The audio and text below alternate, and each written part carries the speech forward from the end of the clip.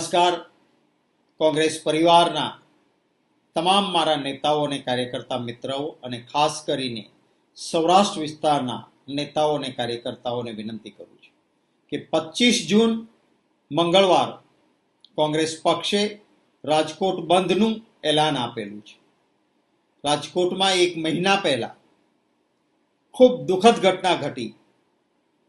નાના નાના ભૂલકાઓ સહિત 30 વ્યક્તિઓ એ ગેમ ઝોનમાં આગના હવાલે થયા.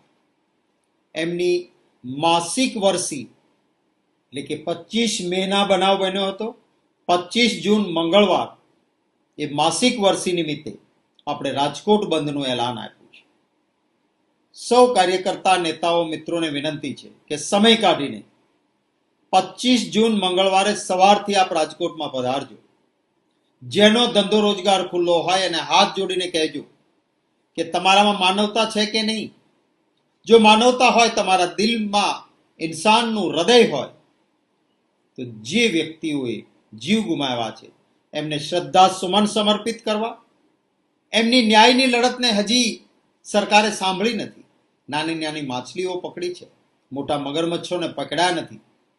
એમને ન્યાય મળે એ માટે આવી વ્યક્તિઓ પકડાય અને 16 લાખ કરોડ સરકારે મોટા ઉદ્યોગપતિના માફ કર્યા છે.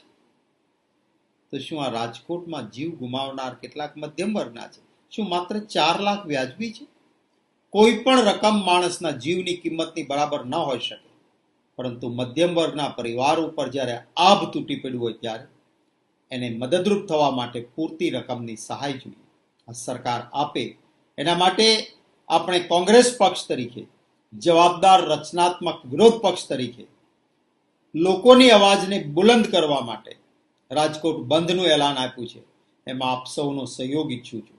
થોડો સમય કાઢીને જરૂર પધારજો અને જ્યાં જ્યાં આવતા હો ત્યાં જેની કોઈ દુકાન, ગલ્લો, પાન, ઓફિસ ખુલ્લી મળે ત્યાં જઈને આપણે કોઈ તોફાનો નથી કરવા, પણ એમને વિનંતી કરજો કે ઇન્સાનિયત દેખાડો, માનવતા દેખાડો.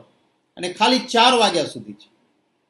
આપણે આખા દિવસનું બંધ પણ નથી કહેતા, કારણ કે કેટલાક રોજનું કમાઈને રોજનું ખાનારા વર્ગ છે, એને નુકસાન પણ ન થવું જોઈએ. અને એટલા માટે 4 વાગ્યા સુધીનું 25 જૂન મંગળવારનું રાજકોટ બંધનું એલાન છે. એમાં મદદરૂપ બનવા આપ જરૂર પધારજો. હું પણ સોમવાર ત્યાં જ રહીશ, મંગળવાર પણ રાજકોટમાં છું. આપ આવશો તો આપને મળીને મને પણ આનંદ થશે.